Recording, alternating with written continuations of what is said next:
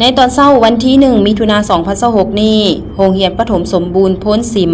ร่วมกับห้องการศึกษาธิการและกีฬานครไกรสอนพรหมวิหารได้จัดพิธีเฉลิมฉลองวันเด็กน้อยสากลวันที่1มิถุนายนครบรอบ101 ปีขึ้นอย่างเป็นขบวนฝดฟื้นโอกาสเดียวกันก็ได้มีการมอบหับการก่อสร้างซ่อมแปลงอาคารเรียนหลังใหม่โดยการเข้าร่วมเป็นประธานของท่านบุญยอ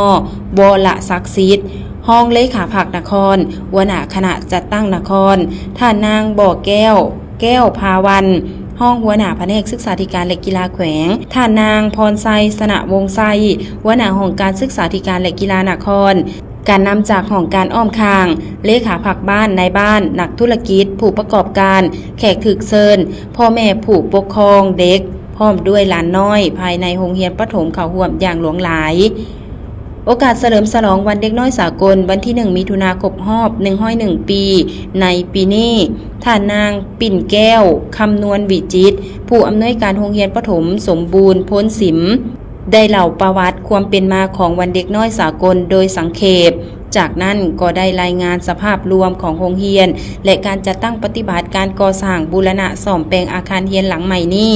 ซึ่งแม่นหมากผลแห่งความสามัคคีของการร่วมแรงร่วมใจระหว่างภาคส่วนรัฐเอกชนและพ่อแม่ประชาชนอย่างแท้จริงโรงเรียนประถมสมบูรณ์พ้นสิมห่างจากห้องการศึกษาธิการและกีฬานคร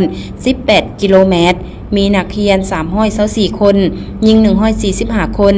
มี13ห้องเรียนป .1 ฮอดป .5 มีครูสอน13 คนมีอาคารเรียน5หลังนำไส้เป็นห้องเรียน3หลัง1หลังเป็นห้องการอาคารเรียนหลังใหม่ได้เริ่มก่อสร้างในวันที่24มีนาคม2026มีขนาด32 คูณ 9 เมตรมีจำนวน5ห้องเรียนเฮ็ดเป็นหลังคาโครงเหล็กมุงด้วยสังกะสีอะลูซิ่งและได้สำเร็จการก่อสร้างในวันที่3เมษายน2026ทุนก่อสร้างประกอบส่วนจากบริษัทสนะไซจำนวน150 ล้านกีบแรงงานประชาชน28 ล้านกีบรวมทุนทั้งหมดในการก่อสร้างซ่อมแปลงครั้งนี้แม่น178 ล้านกีบนอกนั้นทางบริษัทสนะไซประกอบส่วนช่วยเหลือโต๊ะตั้งนักเรียนจำนวน50สุดโต๊ะตั้งครูจำนวน4สุดมูลค่า54 ล้านกีบครอบครัวอินทจักรได้ประกอบส่วนเป็นสายไฟฟ้าจำนวน1ก้อพัดลมติดเพดานจำนวน17หน่วยมูลค่า16 ล้านกีบและโรงงานน้ำดื่มมังกรก็ได้ประกอบส่วนเครื่องเสียงและอุปกรณ์กีฬามูลค่า15 ล้าน8แสนกีบพิเศษสำหรับโรงเรียนประถมสมบูรณ์พ้นสิมจัดงานเฉลิมฉลองวันเด็กน้อยสากลครบรอบ101 ปีและวันปลูกต้นไม้แห่งชาติได้มีผู้ประกอบส่วนเซ็น